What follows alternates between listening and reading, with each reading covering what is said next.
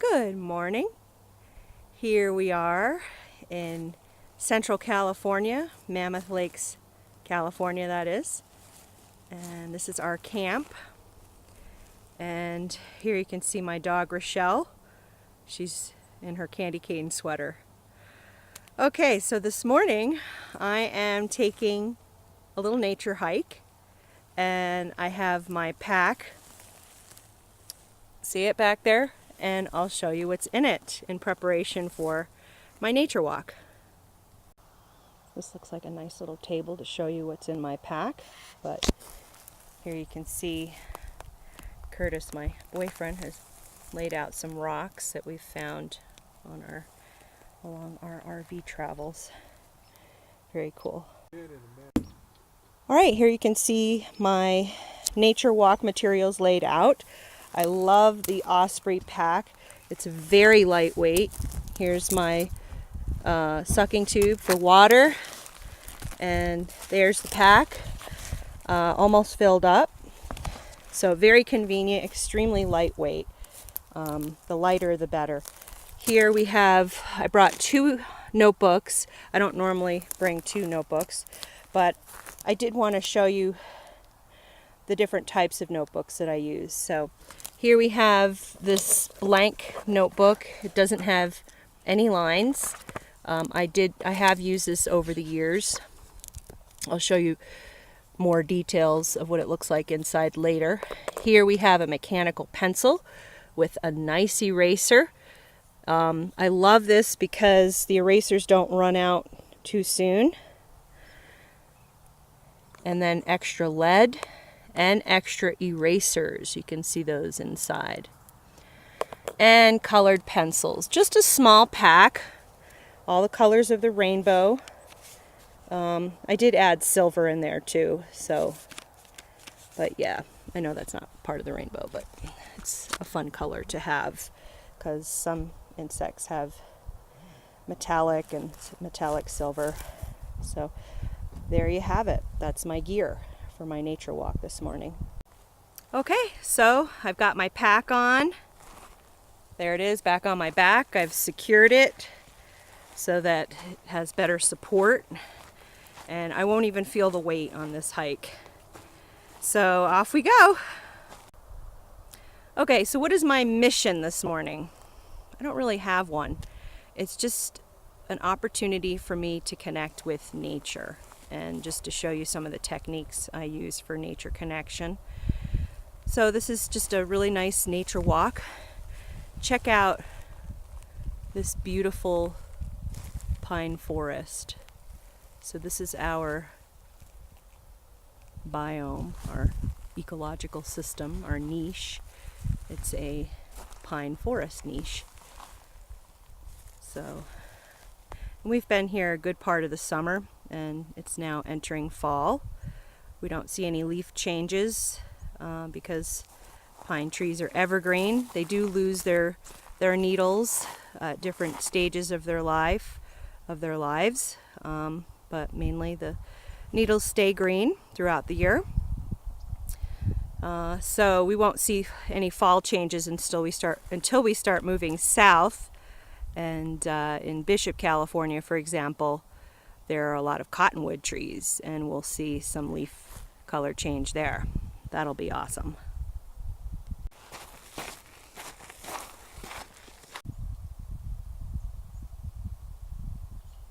One thing we have a lot of here are ground squirrels. In fact, my boyfriend Curtis's dog Bodie is constantly on the lookout for these ground squirrels, and they are in abundance, and they're very sneaky. They're not too bold. I'll be fortunate if I can get one on camera for you. In fact, I have to be pretty quiet because they're pretty skittish. But let's just check out this scene. It's about 8 o'clock in the morning, a very slight breeze. I'm hoping that I can get away with recording without any wind noise. There's some bird activity up in this tree at the top. I saw one flitting about. Let's see if we can hear them.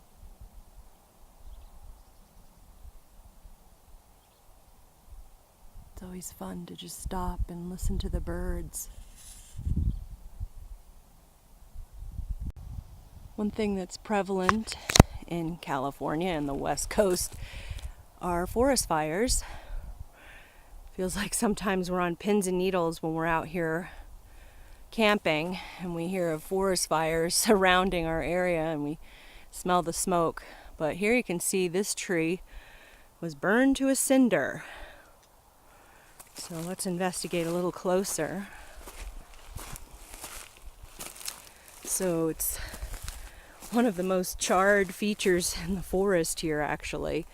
It's kind of a mystery as to why the fire chose this particular tree to take out all of its fury on. Here, let's see if we can get a nice view with the sun on it. It's a beautiful black. Check out the orange there. Like a brownish, tannish. With the sun shining on it, it looks kind of orangish.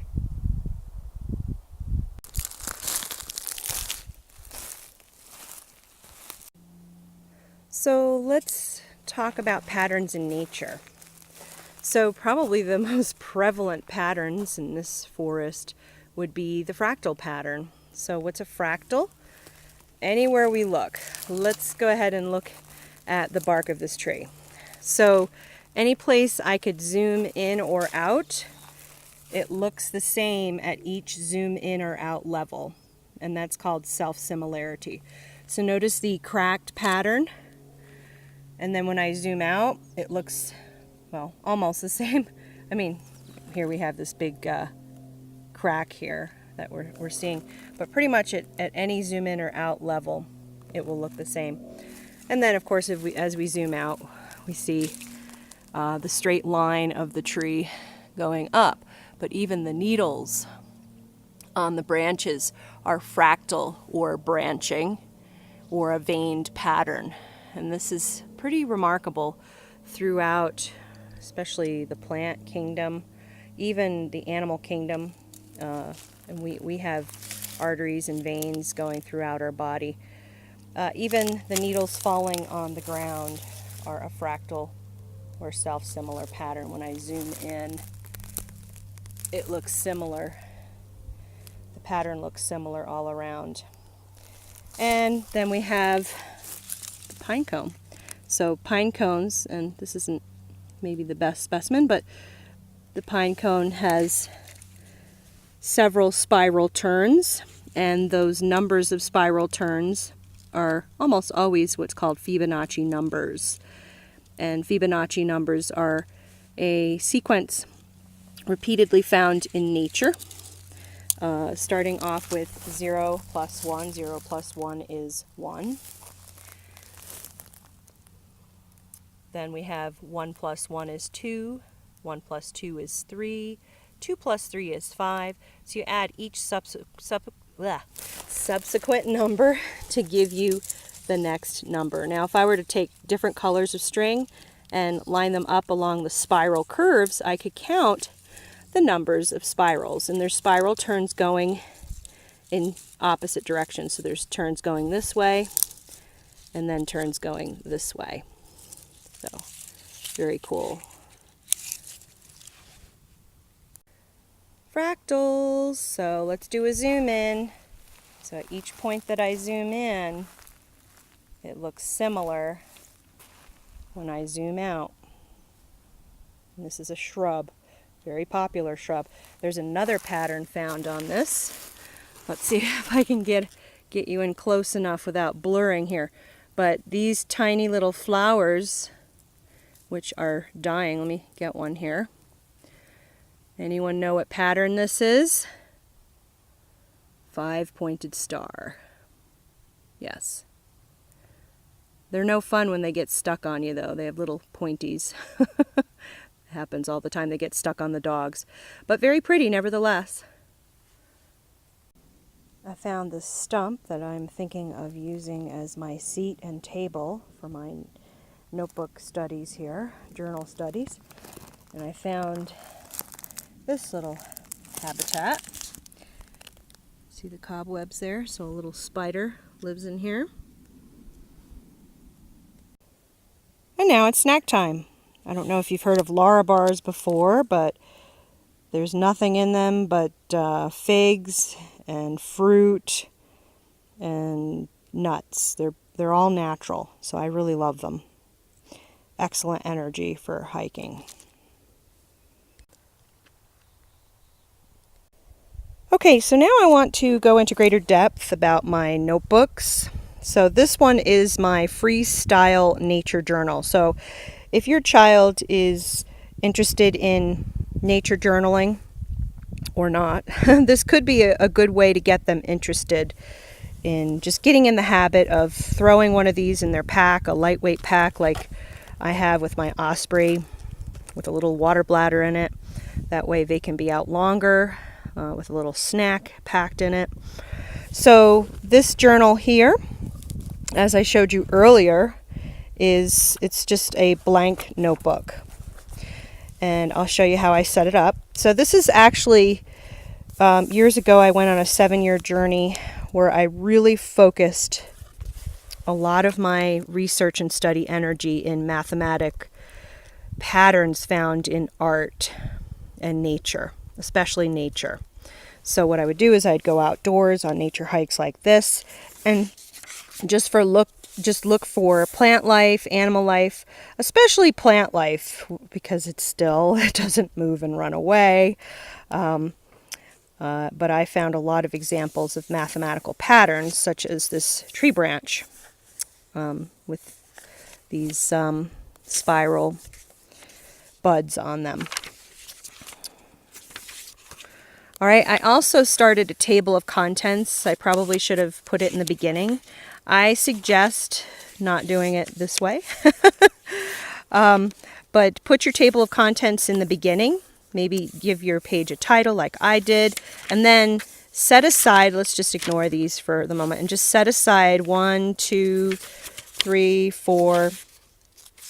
I would suggest setting aside at least 1, 2, 3, 4 pages, 5, 6, even 6 pages, depending on how big your notebook is. But here you can see my table of contents, and if you want to read it, I'll let you pause there to read it in more detail. All right, but then the focus of this particular journal was I found things like flowers. Here we had a 5-pointed star flower. This is actually a periwinkle, I believe. I'm trying to look over the camera because I can't see. Actually, it says, I believe this is a periwinkle. It has the petals in a 5-pointed star. There is a pentagon inside. Pentagon with a star in the middle. So here you can see the star. And these tiny blossoms fit in a pentagon, is what I wrote. And I did this in front of the school I was working at the time. Okay, so I just choose whatever I find interesting in nature and I make sketches of it and write mathematical descriptions. So it's a pretty simple thing to do. Sometimes I like to take up the whole journal when inspired. So whatever size journal your child is interested in having and setting up with the table of contents. Oh, and I forgot to add, it's a good idea to number your pages. So notice I did number the page there. So that's page 7. And it's a good idea to number at least half of the notebook. If not the entire notebook. I did not number. I was a bad girl. Don't follow my example. Number all your pages up front. Get the most out of your journal. And I've been using this since 2003. I've had it a long time. It's time to get nature journaling again. Thank you for watching that. Here you can see another style of journal, and this is yet another freestyle journal, but this time it's more of a diary, and it's based on, it's a companion to the black notebook I just showed you, save for the fact that it is more of my research writings and thoughts around math in nature. So here we have my title page.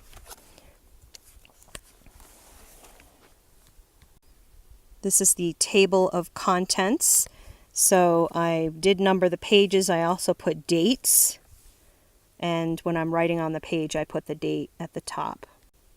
Here you can see I got very detailed with my table of contents, and I have blank pages, and I did number the pages as well. So you want to get in the habit of numbering all of your pages, and I think I numbered the whole notebook in this one up to 94, and I almost finished using this notebook too. And the really great thing about this is that it lays open. It's a spiral bound, so the thing I don't like about the black notebook is that I have to have clips to hold it down if I'm going to video myself making sketches in it, but with this one it just lays flat. So here you can see that I did some sketches of some insects that I was observing. Here's a rather fun and fascinating entry that I did of a dragonfly larva or alderfly.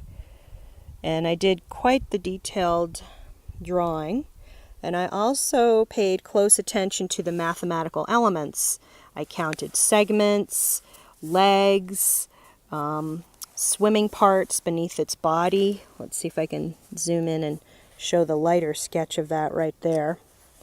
So this one's probably one of my more detailed drawings. I was just really incredibly fascinated by the connections of this insect larva and mathematics. It's just beautiful. I mean, it's symmetrical, the antenna, and these feelers here in the back, pretty incredible. Just a beautiful creature. Oh, and this was found in Potter County, Pennsylvania, in a stream. I went camping with some friends of mine whose students, their children I also taught in private school at the time. And their boys, Benji and Lee, actually found this. It was found by Lee, but captured by his brother Benji. So, pretty cool. Fun blast from the past. Those boys are now young adults in college and working jobs and grown men. Thank you so much for watching this video about my nature hike today, and I hope you enjoyed seeing the inside of my nature journals. And go ahead, have your child set up a freestyle journal, do the table of contents, number the pages, and just go for a neighborhood hike or start in your own backyard. And just invite them to sketch anything that's interesting. They can take pictures as well, like I do. But the sketches don't have to be perfect. Just get started. It's really fun. Thank you for watching, and I'll see you next time.